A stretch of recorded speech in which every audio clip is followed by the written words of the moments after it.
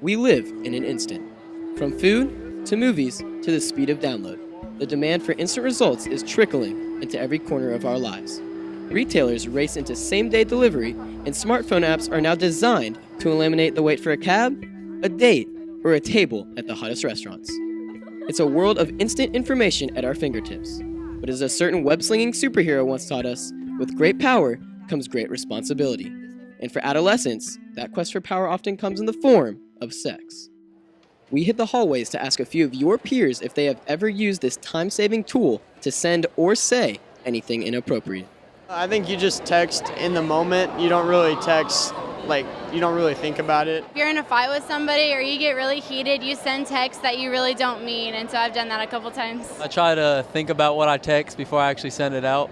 Sexting is the term used to describe the exchange of nude images or a sexually suggestive text message on cell phones. A 2009 report states that nearly 1 out of every 6 to 7 teenagers with cell phones have sent or received nude photos through a text service. Well, in some cases, or not most, especially in the school setting, it's possession of child pornography, which is a felony. This possession of having that material, especially if that picture is of a young man or young lady who's not an adult. Even if you're 18 and you're sharing photos, where is that photo ending up? Next thing you know, everybody's got a picture of you. With all the legal ramifications, why are teens continuing to sext? According to the research, when asked, 40% of teenage girls report that they do it as a joke, and 34% do it to feel liked or sexy. And at least 61% of both genders who sext admit they were pressured to do it at least once. More alarming, 15% admit sending these messages to people they have never met in person or just chatted with online.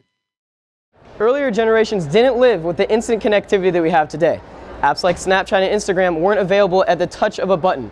Often your weekends were limited to 24 photos at a time, and they took over a week to develop, long after the mood had passed. And even after these photos were taken, they were much easier to dispose of.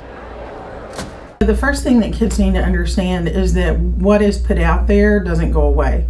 It's permanent. Even if you think you're, for instance, using Snapchat and they're going to see it and it's going to disappear, have Snap Save. There's no guarantee that it's going to be an instantaneous view and then it's just going to disappear into Never Never Land. It can always be retrieved. If you put it out there, you are relinquishing privacy. While technology will continue to advance and it becomes more and more difficult to find solace in an instant world on display, adolescents need to be aware of the potential dangers of sexting. Before hitting send, remember that no one can control where that image may travel. And always ask yourself, is the gratification really worth the risk before everything changes in an instant? For Eagle Nation News, I'm Ben Fine.